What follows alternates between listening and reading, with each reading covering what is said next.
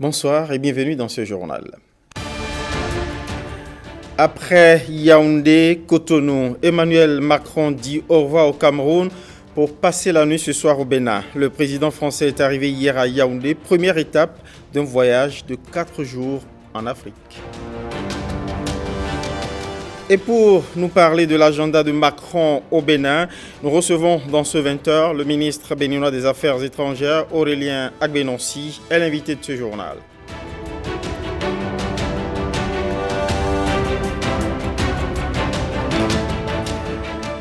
1er août à la place de l'Indépendance, 61 ans après, retour sur le théâtre où s'est déroulé le tout premier grand défilé de la fête nationale en 1961, un boulevard de la Marina aujourd'hui transformé.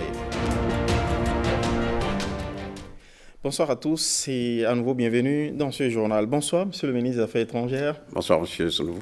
Vous êtes l'invité de ce journal, Aurélien Agbenonsi. Dans quelques heures, 3 ou 4 environ, eh bien, vous irez à l'aéroport international Bernardin Cardinal Gantine Cotonou, eh bien, pour accueillir le président français Emmanuel Macron en provenance du Cameroun. Une visite scrutée sous bien des rapports. Vous nous en direz un mot dans un instant.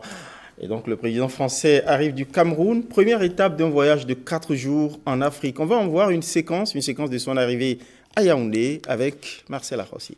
22h40, lundi soir à Yaoundé, Emmanuel Macron est accueilli à l'aéroport par le Premier ministre camerounais avant une courte cérémonie protocolaire.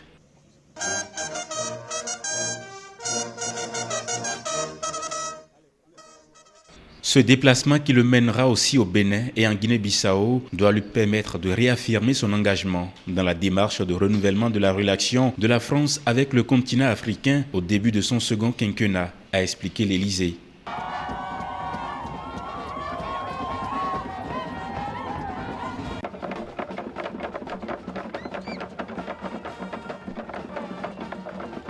Les entreprises françaises ne pèsent plus qu'environ 10% de l'économie contre 40% dans les années 1990. Le but affiché de cette visite est également de nouer de nouveaux partenariats agricoles avec le Cameroun, première économie d'Afrique centrale, alors qu'une crise alimentaire provoquée par la guerre en Ukraine menace le continent. L'enjeu est également stratégique. La Russie courtise le Cameroun. En avril dernier, les deux pays ont signé un accord de coopération militaire. Merci Marcela Rossi. L'enjeu de la visite du président français en Afrique est stratégique. Emmanuel Macron le reconnaît lui-même quand au Cameroun, il indique qu'il effectue une visite dans un pays hautement stratégique pour la France. Alors, monsieur le ministre béninois des Affaires étrangères, sous quel signe se dessine la visite de Macron au Bénin? Mais je crois que la visite du président Emmanuel Macron au Bénin se dessine sous le signe d'une amitié, d'une coopération qui, au fil des années, est allée en se consolidant. Mais se dessine aussi sur le signe de nouveaux enjeux de cette coopération-là, coopération à laquelle deux hommes, le président Patrice Talon et le président Macron, ont imprimé ce que j'appelle la dynamique d'une relation décomplexée et dynamique. Alors, vous l'avez dit, cette visite se place dans un contexte avec de nouveaux enjeux, justement un contexte de compétition partenariale. Il ne nous a pas échappé que le ministre russe des Affaires étrangères est aussi en périple, dans un périple sur le continent. Quelle est donc aujourd'hui la place de la France dans la coopération du Bénin, sa coopération avec les autres pays du monde? Non, la France est un partenaire de premier plan pour notre pays. Je peux vous dire qu'au cours du premier quinquennat du président Patrice Talon, les concours de la France à notre coopération se sont élevés à plus de 300 milliards de nos francs. Je peux vous dire aussi que certains projets emblématiques de ce quinquennat qui vont se prolonger dans le cadre du second quinquennat bénéficient d'une attention particulière de la France. Je pense au musée de l'épopée des Amazones et des rois du Dahomey, le MEA. Je pense au projet Réinventer la cité lacustre de Gambier, mais également à l'assainissement fluvial de Cotonou. Et pour ne citer que cela. Très important projet. Exactement. Donc, la plupart de nos projets bénéficient du concours de la France, mais je dois ajouter que dans notre partenariat, qui est un partenariat vraiment décomplexé, plusieurs entreprises françaises sont présentes dans la transformation infrastructurelle que l'on observe dans notre pays. Donc, c'est une relation de premier plan, c'est un partenaire de choix pour nous.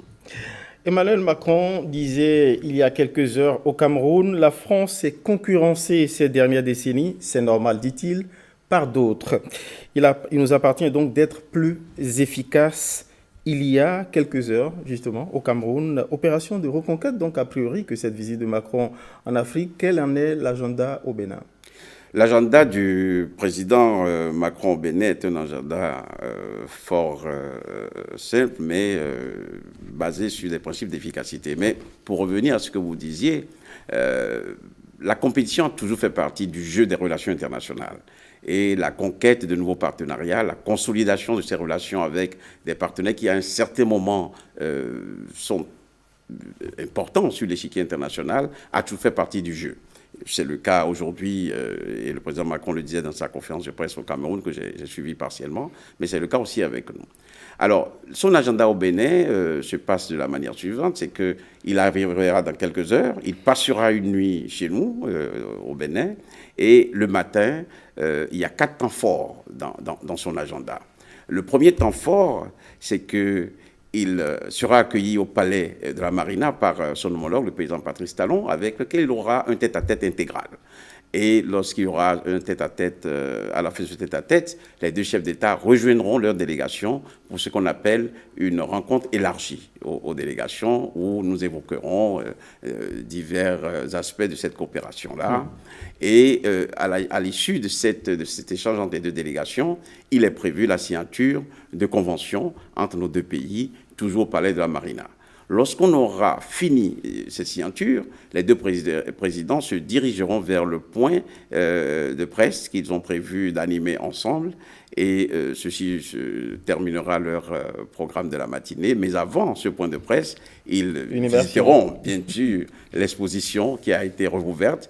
Et je pense que la visite du président Macron à cette exposition montre aussi et permet de mettre en évidence un événement important dans notre coopération.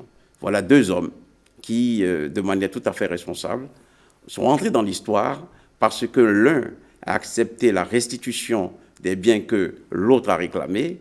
Et non seulement cette restitution a eu lieu, mais on voit aujourd'hui comment le Bénin a magnifié ces trésors royaux du royaume du Dahomey, mais comment aussi l'ancien et le présent, à savoir l'art contemporain, tutoient ce qui avait été fait, et qui montre aussi que la créativité continue, se poursuit, et que notre pays, sur ce plan-là, fait partie aujourd'hui des grandes nations sur le plan de la culture. Aurélien Agbenonsi, ministre béninois des Affaires étrangères de la coopération, merci d'être venu pour nous décliner l'agenda de la visite du président français Emmanuel Macron. Demain, déjà ce soir, il va atterrir à l'aéroport et vous irez sans doute à l'accueil. J'irai à l'accueil, mais je voudrais dire que la journée pour lui va se terminer par une visite au lycée français, et plus tard il rencontrera les jeunes à Semen City pour échanger avec eux, pour discuter avec eux, pour voir un peu tous ces jeunes créateurs, tous ces jeunes dynamiques qui créent et qui sont en train de façonner cet avenir de notre pays et de nos sociétés. Cette économie numérique du Bénin et sans doute du monde entier. Merci beaucoup d'être passé sur ce plateau. C'est moi. L'ORTV va vous faire vivre, chers téléspectateurs du Bénin et du reste du monde, les différents temps forts solennels de cette visite de Macron demain au palais de la Marina, où il sera accueilli par son hôte Patrice Talon. Merci d'être passé. Merci de rester avec nous pour suivre cet autre sujet sur la coopération française ou les relations entre la France et le Bénin. Ce sujet va se pencher sur l'intégration, l'adaptation des Français au Bénin. Beaucoup sont partis en vacances, certes, mais on en a rencontré plutôt accros au Bénin, bien installés, menant une vie paisible, telle Lise Hélène, 2 décennies d'amour avec le Bénin. Elle nous raconte à travers ce reportage son flirt avec le pays du Vaudou. Lise Hélène et le Bénin, 20 ans d'idylle, c'est un sujet signé Rebecca Kendiaonde, Louis Koulouba.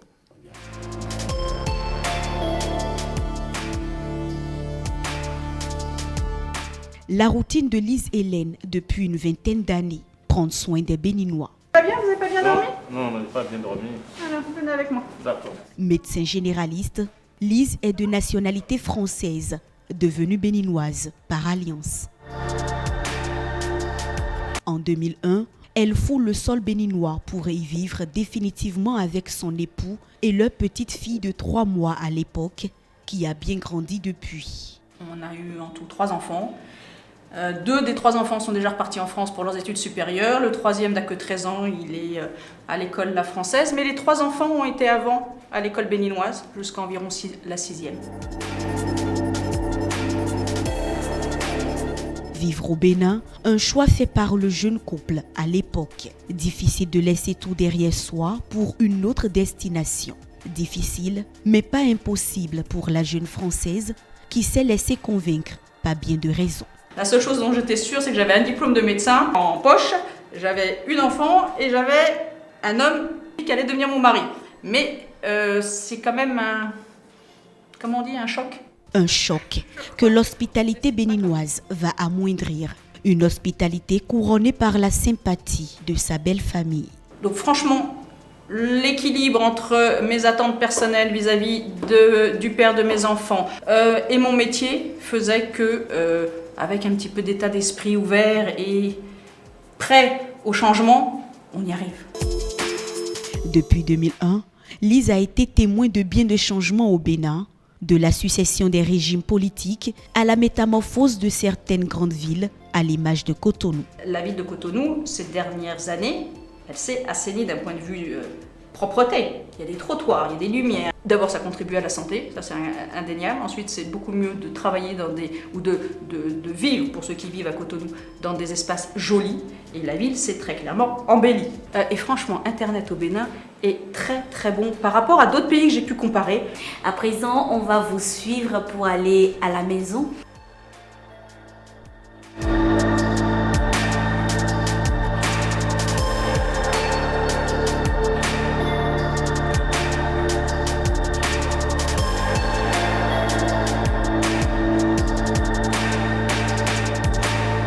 Depuis plus de 2 décennies qu'elle vit au Bénin, Lise Hélène Pourto Adjaï a relevé bien de défis en sa qualité de médecin référent à l'ambassade de France au Bénin.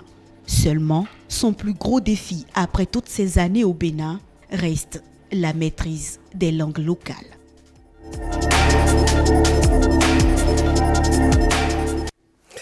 Et à propos de l'arrivée du président français Emmanuel Macron au Bénin, Lise Hélène a des attentes. Elle est formule ici, on l'écoute.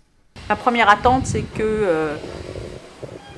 aille jusqu'au bout de la démarche qu'ont entrepris le Bénin et la France par rapport, une fois de plus, aux trésors royaux, qu'il admire ici, les trésors royaux revenus dans le pays où ils ont été au départ. Quelque part, une forme d'admiration, c'est un retour, c'est fini. Enfin, il y en aura d'autres, mais c'est, je trouve, l'aboutissement de toute la démarche dont on sait qu'elle a duré longtemps. La deuxième attente, en tant que Française et Béninoise vivant au Bénin, c'est effectivement d'avoir l'impression que les relations entre les deux pays sont le plus pacifiées possible. J'ai pas de difficulté à vivre ici, ça fait 20 ans que je vis ici, j'ai envie que ça continue comme ça, et quelque part la venue d'un président qui visite un autre président est pour moi un signe d'entente. Je pense qu'il y a beaucoup plus d'attentes que ce que j'attends en termes de partenariat et de relations bilatérales. Et voilà, Bénin-France, ce sont des liens multiséculaires faits autant de romances que d'histoires tragiques. Et dans leur rapport de raison, bien de projets, de programmes et d'actes de coopération. 440 millions de francs CFA d'investissement aujourd'hui consentis par la France dans divers secteurs. Le directeur de l'Agence française de développement s'en fait l'écho ici. On écoute Jérôme Bertrand Hardy dans un entretien accordé à Marcel Arrossi, un entretien qu'on va retrouver d'ailleurs juste à la fin de ce journal suivant. Nous avons appris que depuis 2013, la FDA a engagé plus de 440 millions d'euros de financement au Bénin. Est-ce que c'est réel? Tout à fait. Ce sont des engagements, donc ce sont des projets qui sont encore en cours de réalisation. Mais par exemple, le 19 juillet, M. le ministre de l'Énergie a inauguré la centrale solaire de Défisol à Ilou-Lofine. C'est un des projets que nous avons financé. Nous finançons aussi, par exemple, la construction de 1000 salles de classe dans le domaine de l'éducation secondaire.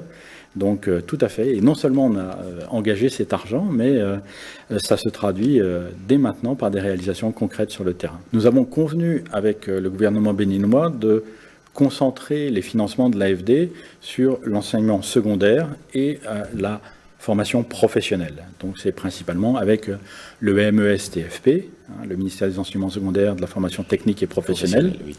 et aujourd'hui avec la nouvelle agence de développement des enseignements techniques que nous travaillons, pour, je dirais, étendre l'enseignement secondaire avec la construction de salles de classe, comme je le mentionnais, avec des formations de professeurs, de directeurs, avec un appui plus général au ministère. Et aujourd'hui, la demande forte du gouvernement béninois portant sur la formation professionnelle, nous avons d'ores et déjà mis un certain nombre de financements en place, par exemple pour construire un nouveau lycée professionnel à Boïcon, qui, je l'espère, verra bientôt le jour. Et nous sommes en train de développer de nouvelles opérations avec la dette pour construire, par exemple, étendre le lycée agricole existant d'Ina et construire de nouveaux lycées à Malanville et Baniquara. Et si, en fonction de ce que nous demandera le gouvernement, ça ne devrait être qu'un début. 440 millions d'euros d'investissement donc, et non en CFA. Le Bénin entretient avec la France des relations de coopération militaire aussi. Cette coopération va de la formation à l'équipement, de la sécurité intérieure à la défense du territoire national. Des liens de coopération d'une coopération fructueuse, nous dit le général de brigade Fructueux Baguidi, chef d'état-major général des armées béninoises. Il s'est confié à Ghislain Kogal. Depuis les années 60, année de la cession du Dahomey devenu Bénin à la souveraineté internationale, la France entretient avec le Bénin d'excellentes relations en matière de sécurité et de défense. C'est le 27 février 1975 que par un accord, cette coopération a été formellement instituée.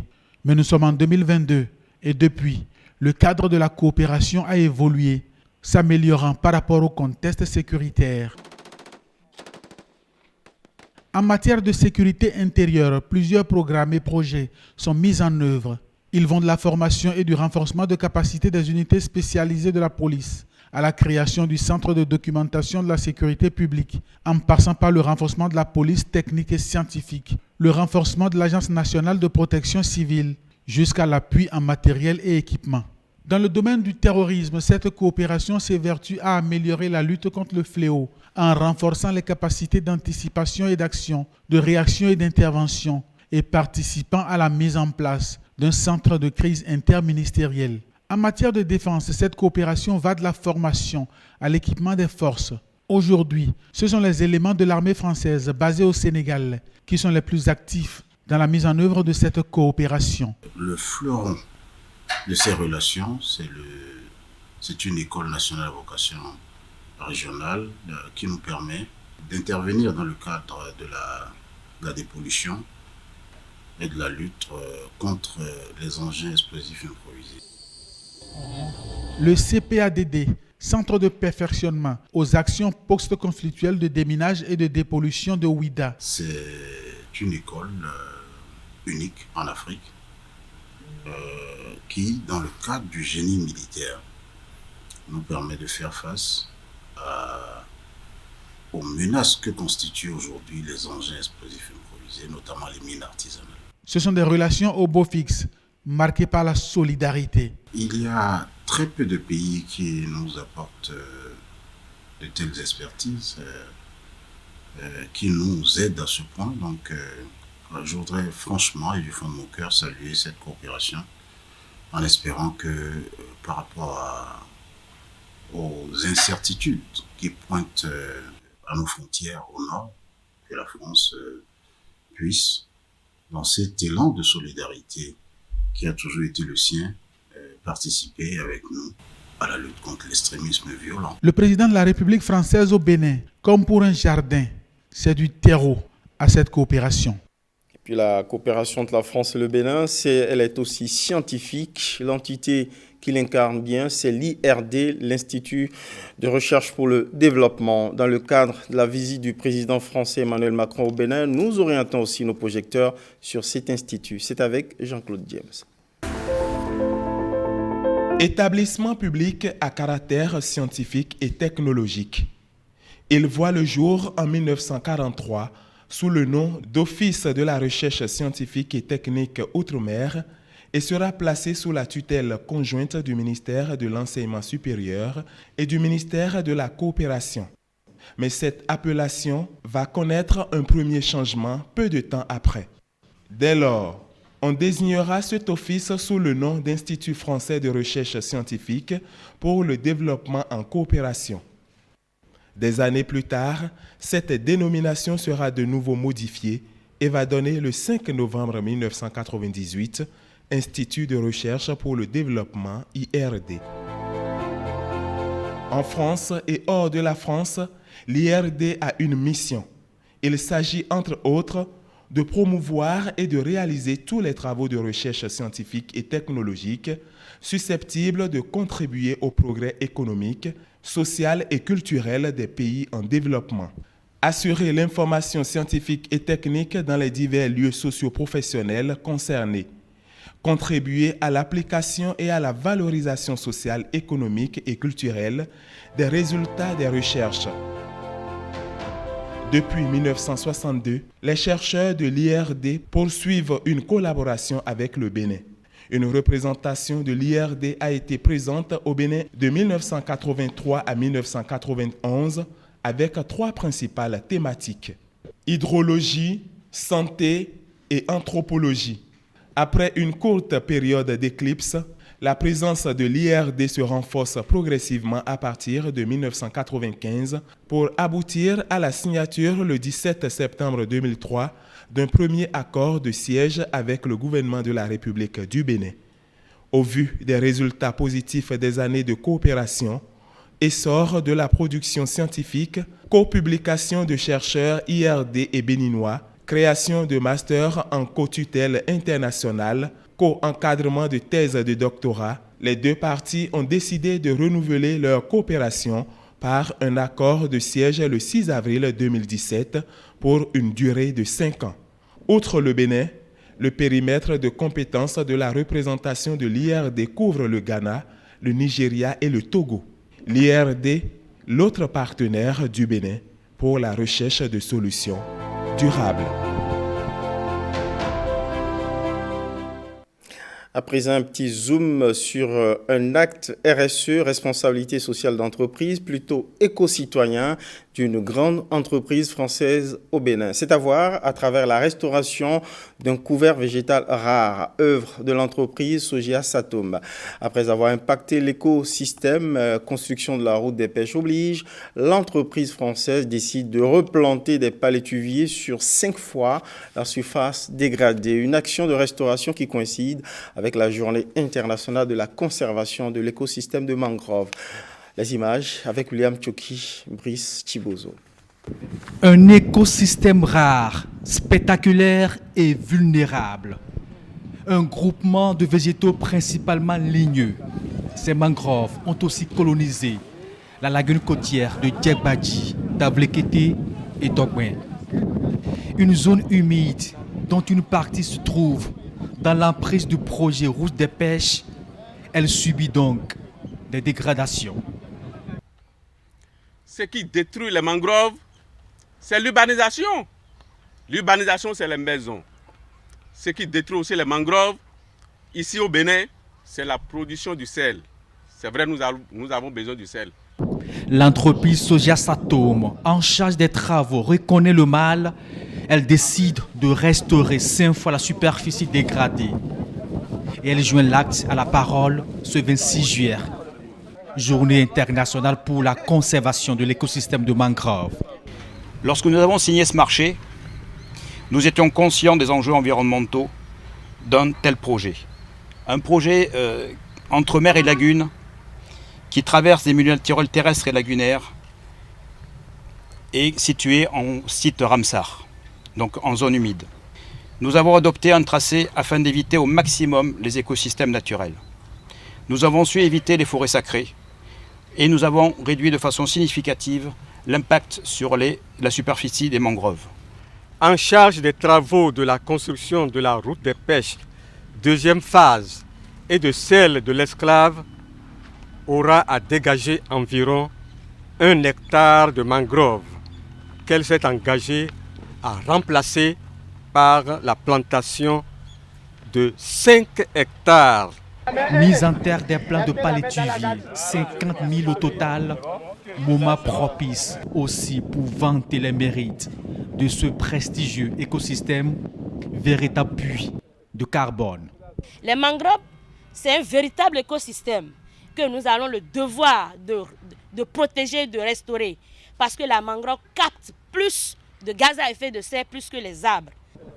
Les écosystèmes de mangroves à l'honneur. Ce 26 juillet, l'entreprise Soja Satom donne l'exemple de restauration à tout prix de ces brise-vents naturels, de ces frayeurs pour les ressources aquatiques et les oiseaux migrateurs.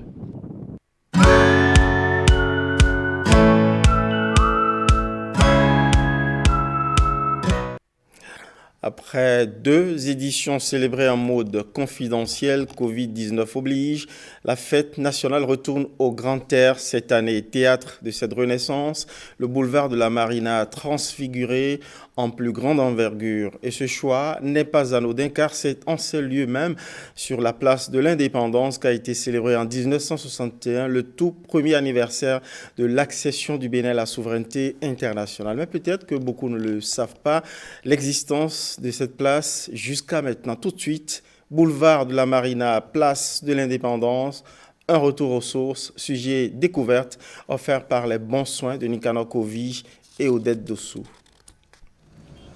Pourquoi célébrer ici même, à l'endroit où je me trouve, la fête du 1er août? Peut-être pour révéler au monde entier et aux Béninois une partie des travaux d'aménagement du cadre de vie mis en chantier par le président de la République. Pourrait être tenté de répondre certains, légitimement d'ailleurs, car sur ma gauche se dresse la statue de l'Amazone, bercée par les embruns marins de l'océan Atlantique voisin, tandis que devant moi s'étale le boulevard de la Marina, transfiguré de la cape aux pieds. Mais la vraie réponse à ma question se trouve sur ma droite, à l'angle des 2 tribunes érigées pour le 1er août, à même le sol, sous cet abri de bois.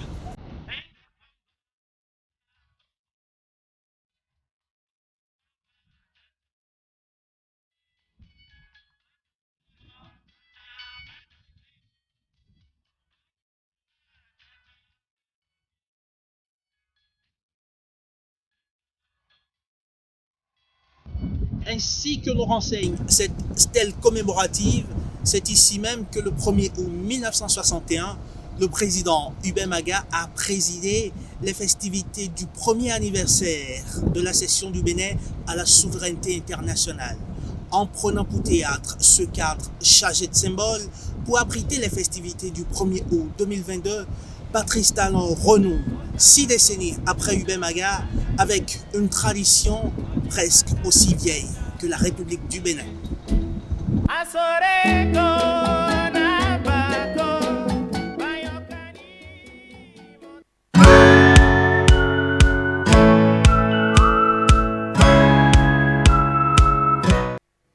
On poursuit ce journal avec la 3e édition des Jeudis de l'investisseur à Cotonou. Ce rendez-vous s'est penché sur les procédures d'enlèvement des marchandises dans les grandes unités douanières, une initiative de l'Agence de promotion des investissements et des exportations à pièces. Gilles Dansou et Elvis Tchakpe pour le reportage. Renforcer l'attractivité du Bénin en matière d'investissement. L'Agence de promotion des investissements et des exportations à pièces travaille pour son effectivité. Cette 3e édition du Jeudi de l'investisseur se veut une véritable plateforme d'échange et de dialogue entre les acteurs du secteur public et ceux du privé. Il a été partagé avec eux en matière de déclaration anticipée qui n'est rien d'autre que les formalités de Bénin Contrôle qui sont requises pour certains types de marchandises, d'échanger avec eux quelles sont les marchandises qui sont dans le champ d'attestation de vérification documentaire et celles qui ne le sont pas. Nous essayons à chaque fois de faire en sorte que les préoccupations des investisseurs soient prises en compte et que les autorités puissent venir lors de ces éditions pour justement donner ces informations de manière à ce que petit à petit l'ensemble des investisseurs soient, je dirais, instruits, informés des procédures dans notre pays qui permettent d'assurer des importations dans de bonnes conditions. Les jeudis de l'investisseur, une noble ambition. C'est important d'avoir ces informations-là, de comprendre comment se déroule, parce qu'en fait, on est des chefs d'entreprise, mais on n'est pas forcément au courant de chacun des détails d'une importation, ce que ça représente. Il a très bien expliqué le rôle important du transitaire, et aussi, c'est assez intéressant, de la fraude. À terme, il s'agit de favoriser le réseautage entre les différentes entreprises et acteurs de l'écosystème des affaires au Bénin.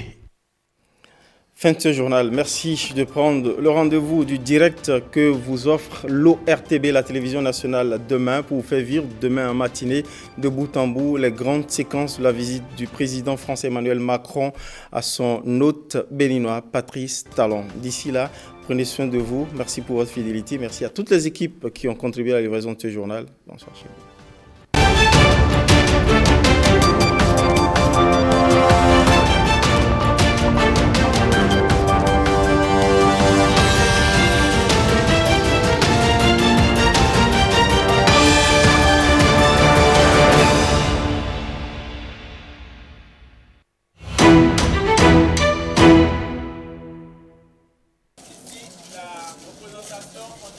Les militants UP des collines, précisément de la 10e circonscription électorale, étaient les privilégiés d'une visite à travers le célèbre zoo du complexe touristique Agualand, premier parc privé le plus vaste du Bénin et de la sous-région. Ils sont venus de Savé, Ouessé et Glazoué, conviés par le député Edmond Agua, coordonnateur départemental de l'Union progressiste dans les collines et patron des lieux. Les plus de 200 invités ont ainsi pu découvrir, au bon soin d'un guide, la variété d'animaux exotiques se trouvant sur le site. Des oiseaux, des primates, des rongeurs, des insectivores, de même que des herbivores, sans oublier les félins, les reptiles et l'incontournable